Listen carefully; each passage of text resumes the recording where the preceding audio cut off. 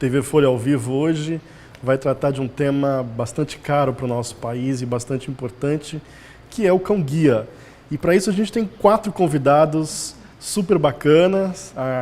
Aqui à minha frente está a Thaís Martinez, que é advogada e que é presidente do Instituto Íris. Obrigado pela presença, Thaís. Eu que agradeço o convite. E do lado ali da Thaís está o Diesel, o seu companheiro, o seu guia. Aqui do meu lado esquerdo está a Daniela Kovacs, que também é advogada, trabalha na Justiça do Trabalho aqui em São Paulo e também é diretora do Instituto Íris, que é um instituto que tem colaborado há anos aí para que a gente diminua essa distância entre o cão-guia e a pessoa com deficiência visual, né? Eu queria exatamente começar, Thaís. Antes disso, obrigado pela presença, Dani. Imagina, eu é que agradeço. Ó, só conta o Becher. Sim, o Becher aqui do lado, gente. Eu esqueci do Becher aqui embaixo. É muita gente. É muita gente. É muita gente. O Becher dormindo ali, ó. Vocês conseguem ver o Becher ali, a cabeça do Becher dormindo embaixo. Olha que maravilha. Né? É inédito trazermos cães-guias aqui no TV Folha. É um prazer.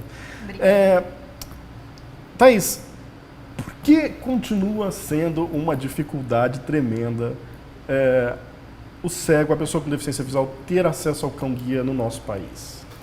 Olha, eu acho que são as duas questões principais, né? Acho que alguns anos atrás nós tínhamos uma terceira, que era a falta de conhecimento da população, falta de legislação, que hoje, felizmente, eu já vejo como uma questão superada. Porém, nós continuamos com duas questões, que é a ausência de profissionais devidamente habilitados para fazer esse tipo de treinamento, que é muito específico, nós temos muito poucos no Brasil, e a falta de recursos, né, financeiros mesmo, para o Instituto continuar doando os cães, né? Porque muitas vezes as pessoas ouvem falar do alto custo do treinamento, mas elas não entendem que esse custo ele não é repassado para o usuário, né? Exato. Então, quer dizer, os cães-guias são doados, mas o Instituto tem todo um custo, né? Porque o cão fica pronto quando ele tem 2 anos, então durante todo esse período você tem uma série de custos de alimentação, vacina, veterinário, os treinadores, enfim. E muitos cães, né, Jairo, são dispensados durante o treinamento, quer dizer, de um universo aí de cada 100 cães que começam um treinamento, apenas 30 vão ser aproveitados em média. A gente, Dani, pegando um gancho do que a Thaís falou, quando se fala no custo do cão-guia, algumas pessoas se confundem, né? Acham que o animal é comprado. Não é bem isso, né? Queria que você falasse um pouco mais. É um processo longo até o preparo desse animal para estar junto com a pessoa com deficiência visual, né? E explica para a gente um pouco mais esse custo de formação do cão-guia. Porque além disso, além do treinamento em si, a gente tem, no caso dos brasileiros, tem o deslocamento até os Estados Unidos, o treinamento lá, não é isso? Na verdade, assim, o treinamento do cão-guia ele é bem complexo, ele tem basicamente 3 fases, um período até 1 ano de idade, que é a socialização, aprender boas maneiras e frequentar lugares que ele vai frequentar depois guiando uma pessoa cega, isso é muito importante para que ele seja um cão-guia saudável trabalhando. Depois vai para um treinamento de 3 a 6 meses para aprender a guiar e depois você tem toda a questão de o cão que vai ser aprovado ou não nesse treinamento, como a Thaís mencionou ali, o que eleva também o custo é essa média de aproveitamento de 30% dos cães são aprovados, e ser aprovado significa que ele vai fazer o que ele gosta, que o cão não fica estressado. É uma vocação, né? É verdade. Não fica nervoso, que ele gosta do trabalho, do contrário, ele vai ser dispensado, porque é importante que a gente tenha cães tranquilos, felizes. Que passem uma segurança. Para a segurança mesmo da pessoa com deficiência. E aí, na prática, depois disso, tem a seleção e a adequação do perfil da pessoa com deficiência que vai utilizar esse cão com o perfil do cão. E o treinamento desta pessoa para que ela aprenda a utilizar o cão-guia e todo esse período, esse processo, né, vai acabar levando quase 2 anos, é o que leva para a formação do cão. E mesmo aqueles que não foram aprovados no treinamento, você teve ali o custo, né, para a efetivação do treinamento dele em si. Então, na prática, a gente estima R$35 mil de custo de treinamento para cada cão. E a gente tem essa questão, né? A gente tem uma parceria com uma escola americana, que é a Leader Dogs for the Blind. Que é em Michigan, né? Em Michigan, que você comentou, né, do deslocamento. Alguns cães treinados pelo IRIS já foram entregues pelo IRIS, já foram treinados no Brasil, mas o que a gente precisa mesmo é de recursos financeiros para pôr o projeto à frente. Assim, independente de onde eles venham, é importante que eles sejam muito bem treinados e o IRIS tem essa garantia de... Mas só voltando no que você falou, desculpa, os cães, eles são doados para a pessoa com deficiência. A gente segue o padrão da Federação Internacional de Cães Guias, que recomenda e orienta que os cães não tenham custo para as pessoas que o utilizarão. A semelhança da doação de órgãos, se entende isso, você não pode pagar para furar a fila. Então, na verdade, o pessoal fala assim, mas o cão não tem custo. Não tem custo para o usuário, né? Mas tem custo para a gente do Instituto. Exatamente, para que ele chegue, né, a esse usuário, que é o custo que a gente sempre fala que é um custo alto. E também, né, Jairo, acho que é uma questão importante a pessoa pensar assim, que você vai ter esse investimento, mas você vai garantir para a pessoa com deficiência visual de 8 a 10 anos de muita qualidade de vida, né? Com certeza. Mas, Thaís, outro dado que também é pouco compreensível para o público em geral é esse abismo entre o número de pessoas com deficiência visual. O último censo do IBGE calculou em mais de 500 mil cegos no Brasil. E a gente tem estimativas aí não muito fechadas, mas que falam de 100, 150 cães guias no Brasil. A gente vai conseguir vencer esse abismo em algum momento? Como é que se trabalha para que mais pessoas tenham acesso a esses animais? Tá. Olha, eu acredito que sim, né, Jairo? Eu me lembro que antes de eu receber o Boris, que foi o meu primeiro cão-guia, né, o antecessor do Diesel, o famoso Boris, eu recebi ele no ano de 2000. E era um sonho que eu tinha de infância, enfim, demorei muito tempo para conseguir. E para a gente ter ideia, então no ano de 2000, existiam menos de 5 cães-guias no Brasil. Caramba. Né? E hoje a gente tem 100. Né? Mais ou menos. Então, quer dizer, ainda é muito pouco, mas sem dúvida foi uma evolução enorme, né? E eu me lembro que quando, um pouquinho antes de eu receber o Boris e que eu estava pensando nisso, muitas pessoas me falaram: Thaís, isso não é para o Brasil, porque o Brasil não está preparado, porque não é para a nossa realidade e tal. E aí eu lembro que eu dizia, olha, se eu não tiver um cachorro e algumas pessoas tiverem esse cão-guia, nunca vai mudar essa realidade.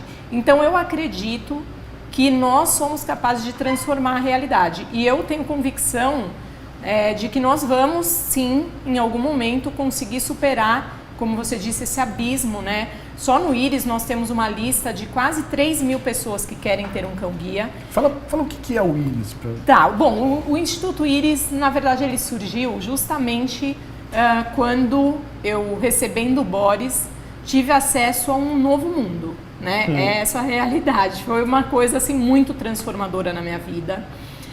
Eu passei a ter muito mais autonomia, segurança, alegria, e eu queria compartilhar isso com outras pessoas, né? Eu queria que outras pessoas aqui no Brasil tivessem acesso a essa realidade e fundei com alguns amigos o Instituto IRIS, né? Para justamente suprir essa demanda de cães-guias no Brasil. E nós temos hoje ainda esse grande desafio, né? Veja que nos Estados Unidos, por exemplo, nós temos dezenas de escolas que treinam cães-guias e cada uma delas entrega por ano centenas de cães, né? Então é uma outra realidade, mas assim, não tem por que o Brasil não conseguir, né? E aí nós temos hoje um grande desafio, inclusive nós estamos aproveitando esse Dia Mundial do Cão-Guia para lançar uma campanha de crowdfunding, né? Ou a popular vaquinha virtual, né? Que nós temos duas metas, né, Jairo? Uma que é para aposentar alguns cães-guias que precisam ser aposentados com urgência, que outra é outro desafio, né? E para isso nós precisamos de 140 mil, né, para esses 4 cães. Mas o nosso objetivo é superar essa meta e chegar aí aos 500 mil ou até mais para tornar o Instituto autossustentável. Por quê? O que eu percebi nesse meu tempo de gestão do Instituto Íris é que não adianta a gente depender o tempo todo de doação. Então a gente precisa desenvolver alguns tipos de negócios institucionais que garantam esse recurso de forma permanente. Sem dúvida. Então é isso que a gente pretende. Autossustentável, né? Exatamente. Né? Então a gente tem planos de desenvolver alguns projetos, como uma loja virtual, um aplicativo que nós estamos pensando, e que esses negócios, né, vão ter o lucro revertido para que mais cães-guias sejam treinados no Brasil. Agora, para a pessoa ter acesso à vaquinha, ela entra no Facebook do Íris, como é que é mais fácil? Nós criamos uma página no Facebook do Íris, que é Íris Cão Guia tem, né? Mas nós criamos uma página específica para a campanha, que chama Cão Guia, Quanto Vale o Seu Olhar? E é bem bacana, nós fizemos um vídeo, né, falando da campanha, desses objetivos, e a gente está captando pela plataforma Kikante, né? E então é muito interessante porque às vezes a pessoa fala, poxa, mas eu vou doar R$10, R$20, R$50, né? E precisa de tanto. Mas juntos, né, nós podemos fazer uma grande diferença. Dani, ainda, embora a gente tenha tido um avanço, né, na compreensão do papel do cão-guia, ainda há quem ache que o cão-guia é um super cachorro. Que ele é capaz de fazer... Ele é um super cachorro. Desculpa então, vamos lá. Eu também mas que ele tem poderes, vamos lá, além do que... Sobrenaturais. Fala um pouco do que de fato um cão-guia é capaz de auxiliar no dia a dia uma pessoa com deficiência visual. Eu também achava, né? Eu tinha essa ideia de que ele era um super cachorro. Aí depois eu descobri que é o treinamento mesmo, né? Assim, não que eles não sejam, façam um trabalho maravilhoso, né? Mas na prática é o treinamento que vai dar segurança e autonomia para você andar com o cão e ter certeza de que você não vai bater em nada, ele vai desviar dos obstáculos, então ele vai aprender a andar em linha reta, virar à esquerda, virar à direita, ele vai aprender que ele passa debaixo dessa mesa, mas eu não, então ele tem que passar pelo lado, desviar de obstáculos aéreos que podem né, acertar a gente, o orelhão, essas coisas tem muito ainda, né? Que às vezes no Brasil ainda a gente tem muitos outros dificultadores, carro na calçada, mesa na buracos calçada. imensos na calçada. Então ele já vai desviar disso. Gente falando no celular. É verdade. As pessoas não olham, atropelam o cachorro, atropelam o cadeirante, atropelam o cego. E achar o melhor caminho para você, né? E na prática também ele consegue achar pontos específicos. Por exemplo, se eu disser, tô vindo aqui, Basher, acha a cadeira. Ele acha a cadeira, acha a porta, embora não seja um ambiente que eu esteja familiarizada. Se você disser, a gente vai sair, eu falo, Basher, acha a porta, ele vai achar a porta pra gente sair. Então isso facilita muito o seu deslocamento, porque às vezes você não conhece o local, mas sabe que ali você precisa achar um elevador, uma escada rolante, e pode pedir isso pro cão. O Basher já acha o primeiro táxi no ponto de táxi, essas coisas assim você pode ir aumentando isso, assim, não é todo cão-guia que trabalha igual, isso é muito legal de você saber, porque na prática isso vai evoluindo na sua vida, né, de usuário, pode ir aumentando, eles mesmos te incentivam a isso no treinamento. É por isso que então, né, Thaís, existe aí, alguns veem como lenda, eu sei que você é um pouco mais liberal em relação a isso, mas é preciso ter algum rigor aí com o trato do cão, né? Por isso que algumas pessoas propagam que tenha um pouco de cuidado antes de sair fazendo festa com o cachorro na rua, porque ele precisa de uma concentração para conseguir desempenhar bem o seu papel, é isso? Sim, eu sempre falo o seguinte, quando as pessoas me perguntam, né, porque assim, em regra, a regra certinha o cão tá com equipamento de guia, não mexa, né? Eu, como você mesmo disse, eu sou bem liberal nesse sentido, e aí eu falo, acho que tem muito a ver com a minha história também, porque quando eu cheguei com o Boris no Brasil e quase não tinha cão-guia e eu tive aquele problemão que alguns de vocês devem lembrar com o metrô, né? Eu recebi muito apoio, né? E era uma coisa... Mas acho que é bom a gente lembrar, né, Thaís?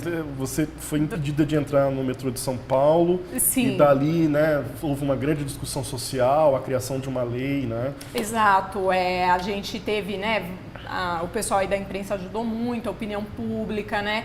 Então eu tive que entrar com uma ação judicial contra o metrô para ter esse direito garantido, e a partir daí nós, já com o Íris e tal, trabalhamos para aprovar uma lei. Hoje a gente tem uma lei federal que garante esse direito a todas as pessoas, né?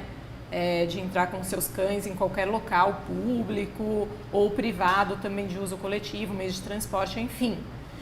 E naquele momento, esse apoio das pessoas era muito importante, e esse acesso que elas tinham de falar, nossa, eu nunca vi um cão-guia, posso mexer, posso falar um oi, foi muito importante. Então, mesmo hoje com o diesel, eu ainda permito, na grande maioria das situações, que as pessoas mexam com o diesel. Claro que, né, se eu tô, atravessando a rua e alguém começa a assobiar, isso é bem complicado, né, chamar o cachorro do outro lado. Mas de resto, porque eu acho que o cão-guia, ele também tem esse papel de aproximar as pessoas. Então, eu gosto de compartilhar o meu cão com as outras pessoas, né?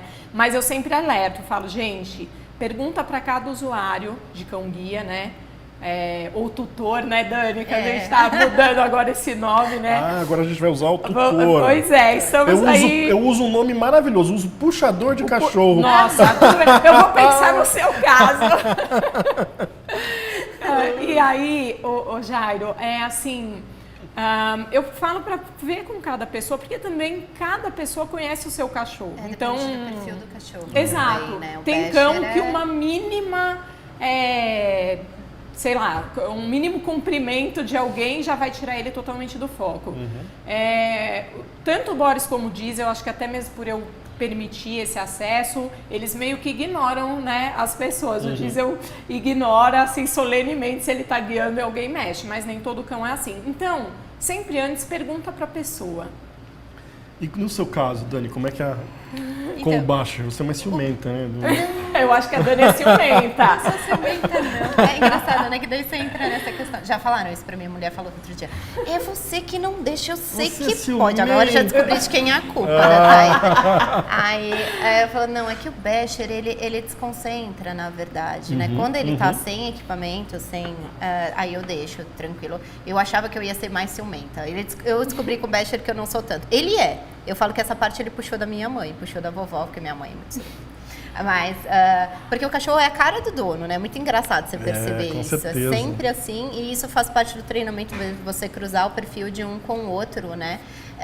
E na prática o Basher, se você mexer nele quando ele tá guiando, ele vai desconcentrar. Ele já é um cachorro mais sociável, assim, ele gosta muito de gente, de outros cachorros, então você tem que estar ali o tempo todo orientando. Mas a dica da Thaís é a perfeita, né? Pergunte para a pessoa se pode, até porque a gente não tá vendo. Então, na prática, para eu perceber que a pessoa tá mexendo no meu cachorro, ela tem que ter me falado antes. Então, porque muitas vezes isso vai poder me colocar em risco. Se a pessoa mexe no Basher e a gente tá indo fazer uma travessia ou tem um buraco na frente, ele vai distrair e vai ser perigoso para mim. Só agora uma coisa que nessa eu sou radical. Opa. Não dê comida para os cães-guias, isso por é favor. muito importante. E aí, gente, isso é super importante e é curioso como as pessoas têm uma enorme dificuldade em lidar com isso, né? Né? Porque assim... malvada, não quer dar comida pro coitado que tá trabalhando. Exatamente. Nossa, tadinho. Ele tá olhando, claro, ele vai olhar pra qualquer coisa, né? O Diesel já pegou cebola podre na rua. Caramba. Então não se iludam, porque assim, qualquer coisa que é de comer, labrador se interessa. E assim, além da questão comportamental, tem a questão de saúde, né? Eles têm um cuidado super especial, uma dieta, né? Para se manterem, né, saudáveis por muito tempo. E aí essa é uma dificuldade mesmo, a gente vê às vezes no local de trabalho e tudo, as pessoas às vezes dão comida escondida. Claro que a gente acaba sabendo, né? Porque está lá fazendo dieta com o cachorro, coloca ele para fazer exercício e o cachorro não emagrece, né? Então de algum lugar vem essas calorias, né? Isso ajuda até a gente a controlar o banheiro deles, que é uma banheiro, coisa muito importante, né? Tem a ver com a comida e com a quantidade de água. É tudo muito assim, e eles são muito bem cuidados. A gente é orientado para isso no começo, faz parte do treinamento também do tutor, né, do cão-guia, essa orientação de, olha, você tem que dar água de tempos em tempos, você tem que levar no banheiro. E no começo isso é muito forçado para que faça parte da sua rotina, porque é a pessoa com deficiência quem cuida do cão, todos os cuidados. Tá Thaís, nem todo mundo teve o privilégio de conhecer de perto o trabalho de um cão-guia, né? E eu felizmente tive, né, por força do ofício, enfim. Mas tem algo que chama muita atenção da gente, que é o botãozinho ligar e desligar, que é a tal da guia, né?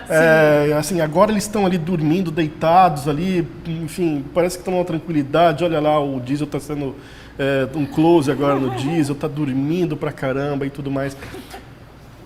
Mas aí quando sacoleja a guia, ele se transforma. É sempre assim? Ou vai chegar um momento que, sei lá, no final de semana, ele vai querer relaxar, ele não vai te atender? Como é que é essa lógica do trabalho? Não, olha, eles entendem isso sim, que quando eles estão com esse equipamento, eles estão a trabalho, e quando não estão com equipamento, né, viraram pet. Né? E aí, claro, varia de um cachorro para o outro, né? O Diesel, por exemplo, ele é um cachorro bastante tímido, né? Então, mesmo em casa, ou mesmo se eu tiro o equipamento dele, ele não é de fazer aquela festa, sair correndo, tá? Ele só gosta de falar, né, Dani? O Diesel gosta de se expressar vocalmente. Mas ele é mais tranquilo, assim. O Boris, por exemplo, já não. Se tirava o equipamento, nossa, ele saía correndo, pulando, né? Virava outro cachorro. Um Basher. Também, né? Então, é muito curioso como eles entendem isso. Sim, claro, né? Aí como qualquer cachorro, conforme vai passando o tempo, eles vão ficando com um pouquinho menos de energia, né, com a idade e tal. Mas assim, é muito importante também que as pessoas saibam que em casa eles não trabalham, né? Então em casa eles têm lá os brinquedos deles, as caminhas, eles são os nossos cães de companhia. Legal. Um trecho que eu acho inesquecível do seu livro Sim. é quando você narra que você foi com o Boris à praia pela primeira vez e o quanto aquilo foi uma emoção diferente para você. Sim. Dani, que tipo de emoção diferente o Basher te trouxe? Acho que muitas, né? Já comecei, você chorou, né? Pega o lenço. Opa, vamos chorar. É outra vida mesmo, assim, ter um cão-guia era uma coisa que eu queria muito, muito mesmo, né? É um sonho, mas mesmo que seja um sonho, acho que na prática você só tem a dimensão do quanto isso é transformador no dia a dia. Quando você percebe assim, nunca mais eu me senti sozinha na vida, porque acho que relação nenhuma você tá junto com o ser que está com você 24 horas, acho que nem casamento é assim, né? E o cão-guia é assim, você acorda junto, dorme junto, faz tudo junto. E essa coisa Viaja, de né? Preciso viajar a trabalho, por exemplo, aconteceu no mês subsequente. Aí eu não tinha ninguém para ir comigo. E eu falei, não, tudo bem, o Basher está comigo, eu vou. Não que se eu não tivesse o Basher eu não fosse, eu acho que eu iria, mas eu não ia me sentir tão tranquila, né? Corajosa e dizer... E de lá para cá é 1 milhão de coisas, sabe? Às vezes, vou fazer um curso ali, eu sei que é perto da Paulista, saio na estação tal, um amigo olha no guia para mim, ó, guia na internet... Você sai, vira para a direita, para a esquerda, eu cheguei no hotel sozinha, assim, sabe? Uma coisa assim, e isso vai aumentando aos poucos, claro. E a quantidade de gente que você conhece também, porque ele quebra a principal barreira que a gente tem com relação à pessoa com deficiência, que é a barreira de atitude. Sem dúvida. Que a gente chamava de preconceito até outro dia, que nada mais é do que a falta de informação. Porque cão é lindo, né? Então, claro. Primeira coisa eu falo assim, a gente passa a ficar em segundo lugar. E a deficiência em terceiro, né? Em primeiro lugar vem o cachorro. E isso é muito bom.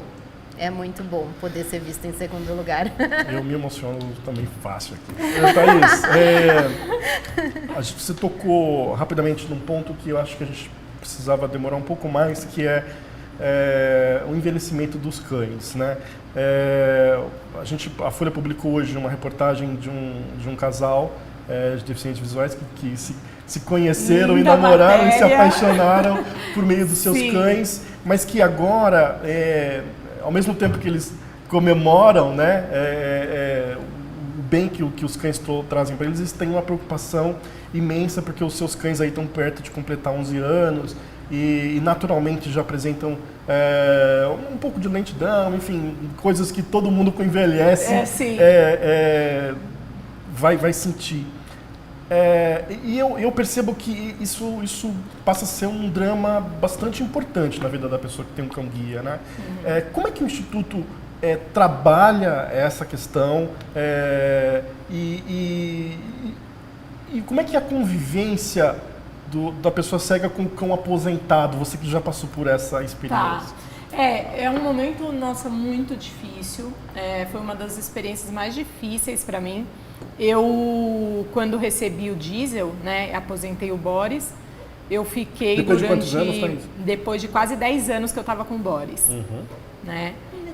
E eu, quando recebi o Diesel, enfim, tive uma dificuldade enorme de me adaptar com o Diesel, porque eu tinha um vínculo tão forte com o Boris que eu não conseguia criar um outro vínculo, e esse vínculo afetivo é muito importante para o trabalho do cão-guia.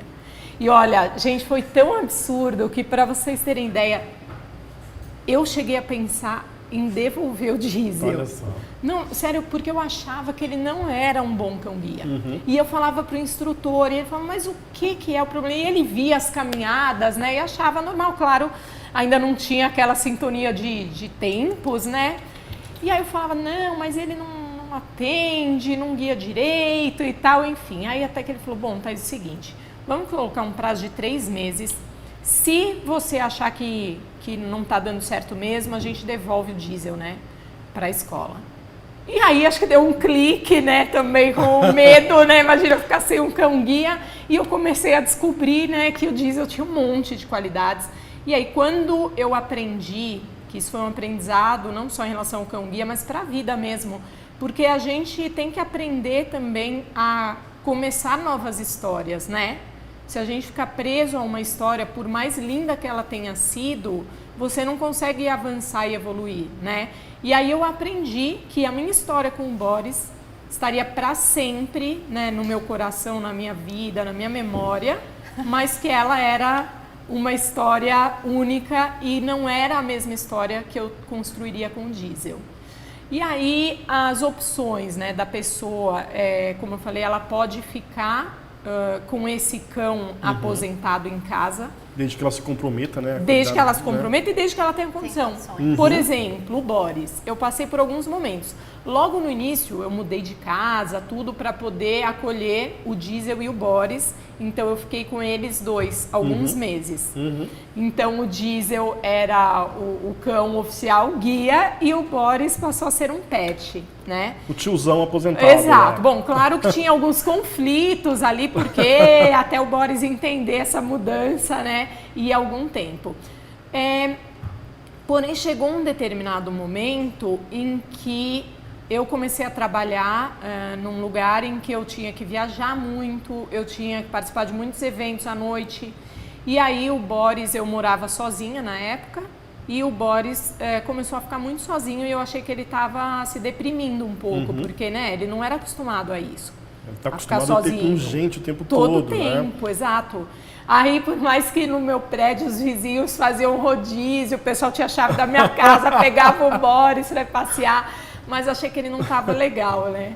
E aí, pensando nele, até por gratidão, né, a tudo que ele tinha me feito, eu acabei decidindo, com muita dor no coração, deixar ele com um casal de amigos, né, o Nelson e a Maria Augusta, que, nossa, amavam o Boris, né, e ele também gostava muito deles, e então eles acolheram o Boris nesse momento. Aí depois, quando o Boris ficou doente, eu decidi ficar com ele de novo, mas eu sabia que era mesmo só uma despedida, né, porque era pouco tempo que ele tinha de vida.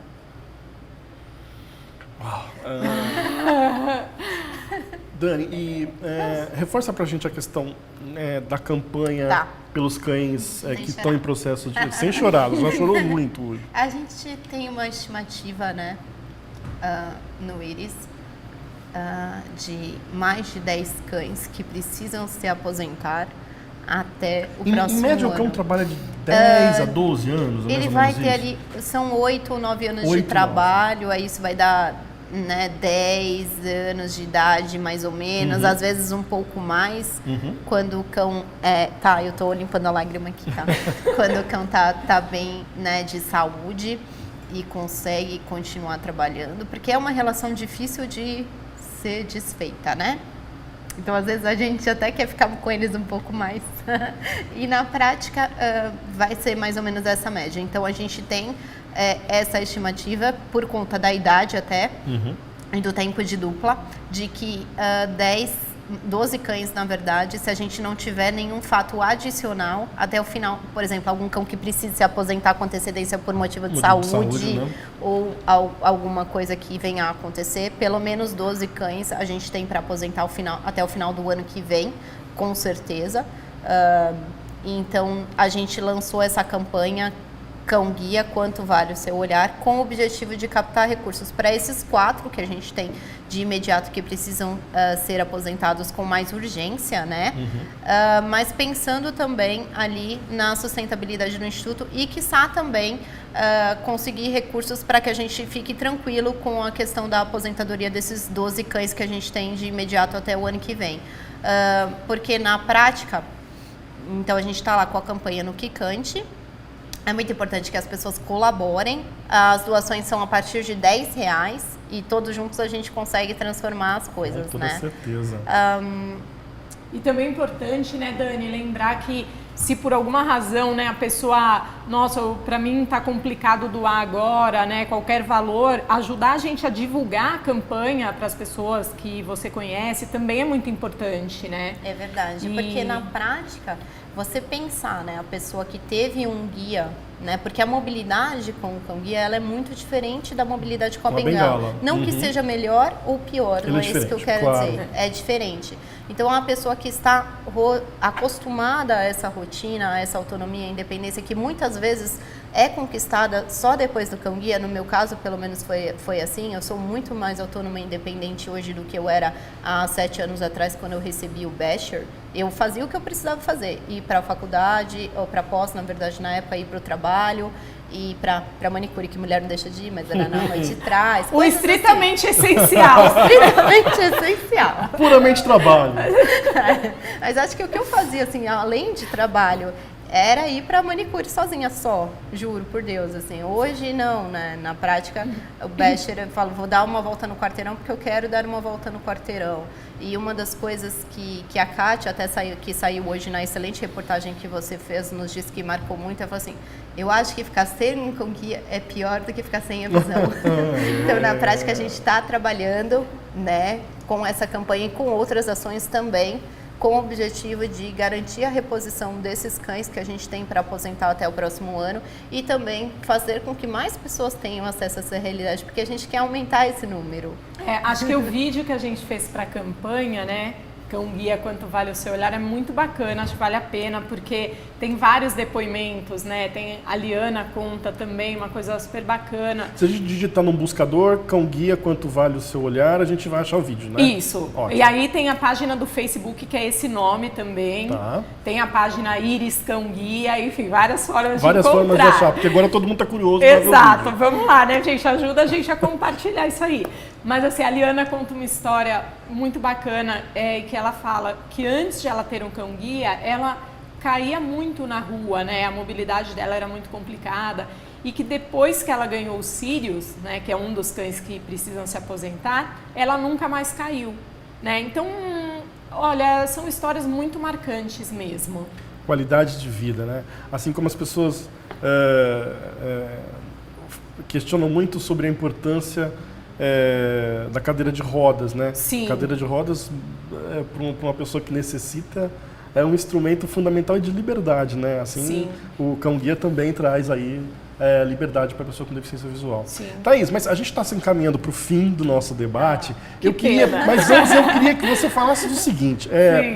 A gente falou bastante sobre a aposentadoria do cão, mas eu queria que você falasse sobre os cuidados de saúde necessários para uma boa vida para um cão guia. E mais, embora a tradição no Brasil a gente veja mais labradores, né? As pessoas acham que só o labrador pode ser cão guia, né? Sim. E não, né? São várias raças que podem ser desenvolvidas, né? Queria que você falasse sobre esses dois aspectos. Tá. Eu queria só antes, Rogério, só uma questão que eu lembrei sobre a campanha, claro, que além das pessoas físicas, né, a gente tem lá algumas cotas de doação específicas para as empresas, né? e que aí com contrapartida de divulgação dos apoiadores e tudo mais. Então o pessoal das empresas também pode dar uma olhadinha lá. Ótimo. Bom, sobre a saúde, né, do cão-guia. Na verdade, é o que eu falo, o ideal é que os cuidados de saúde do cão-guia fossem os mesmos cuidados que as pessoas têm com os cães, né? Porque, claro, eu acho que quando a pessoa assume essa responsabilidade de cuidar de um ser, né, que depende totalmente de você, no nosso caso é uma dependência mútua, né? Claro. Mas eu acho que você tem que assumir a responsabilidade por tudo que ele precisa, né? Então, é uma boa alimentação, é praticar exercício físico. Gente, eu vou fazer um comentário aqui, claro que tem casos e casos, mas eu tenho visto cada vez mais, visto sabe, né, gente? Puxa vida, mas que gafe falar visto perto de um cego. Pois é, eu falo isso toda hora, né? A gente vê de outras maneiras, né? Enfim, eu ouço falar as pessoas levando seus cães para passear em carrinhos, né? E assim, claro que algumas vezes é porque o cão tem algum problema de mobilidade e tal, mas muitas vezes é só porque a pessoa não quer que esse cão suje a pata ou coisa assim. E, gente, eu acho isso uma dó, né? Porque o cachorro, um dos grandes prazeres que ele tem é praticar exercício físico, né? E isso faz muito bem para eles. Então, essa é uma responsabilidade que a gente tem. O cão-guia já faz isso naturalmente, mas a gente tem uma obrigação de fazer... malhar. Exatamente. Aliás, o Diesel faz até esteira comigo na academia, Que viu? maravilha. Sério? Sério. Saiu no lucro aí, porque o nado ele dorme. Pois é. E assim, então além, né, do que ele faz de caminhar e tudo, eu sempre procuro subir escadas com o Diesel, que aí já faço exercício eu e ele. Então no trabalho a gente sobe escada, em casa, né, que eu moro em prédio. E esse é um cuidado de saúde importante. Outra coisa, a gente tem a escovação diária, né? Que é uma coisa super importante para a higienização deles, para aprofundar esse vínculo com eles. E é um momento meio que assim de, sei lá, yoga, meditação, sabe? Porque é uma conexão naquele momento tão importante que a gente faz com os cães, né?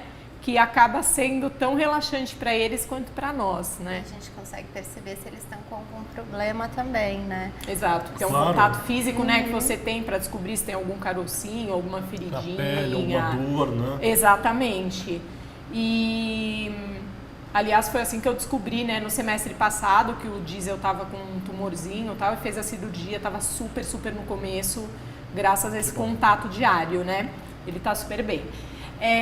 Então, assim, a gente tem as visitas regulares ao veterinário, né, para fazer um check-up, a vacinação, cuidamos deles com vermífugo, antipulgas, porque é importante também, né, Jairo, que esses cães estejam sempre limpinhos e tudo, porque eles vão entrar em lugares que Claro. outros cães não entram, Claro. né? Então, isso é uma responsabilidade de quem usa um cão-guia, de cuidar também, né? Ninguém quer numa loja de roupa chegar o cachorro fedido, né? se Não coçando pode. todo lá. Exatamente. Então, tudo isso é muito importante e esses cuidados de saúde, digamos que é a parte contratual aí de quem se propõe a ter um cão-guia, né? Uma obrigação. Quer falar um pouco sobre as raças, Dani, pra gente encaminhar pro final? Na verdade, muitas raças elas são usadas para o treinamento de cão-guia, né? A gente costuma ver mais na América Latina em geral, não só no Brasil, o Labrador e o Golden Retriever, que é aquele que parece Labrador, mas é mais peludinho. Às vezes até a cruza dos dois, ela é muito utilizada para o treinamento de cão-guia. Nos Estados Unidos é bem difundido o pastor alemão também. Eu já tive notícia de que na Nova Zelândia eles usam dálmata. Eu falei, ai, que chique, preto e branco, ia ficar muito chique, né? Aí, assim, e tem alguns aspectos assim, por exemplo, aqui no Brasil, por exemplo, o pastor, ele às vezes é usado para cão de polícia. Então, acaba tendo mais as outras raças, o que nos disseram naquela época por conta disso. O Labrador e o Golden são cachorros que todo mundo costuma olhar e achar mais fofinho. Então é mais fácil de você introduzir num país onde não tem tanto cão-guia ainda, por enquanto, porque vai ter, tá? O pessoal vai ajudar a gente no certeza. Quicante, a gente vai atingir essa meta. Mas, assim, tem algumas características que são de personalidade também, e aí acaba servindo também De cada raça, para né? o cruzamento e o estabelecimento do perfil. O pastor é um cão que normalmente vai ficar com uma pessoa que tem uma rotina mais fixa. O labrador já não se importa de ficar viajando tanto quanto a gente, né? Eu e a Thaís. A gente tem uma rotina de trabalho muito puxada.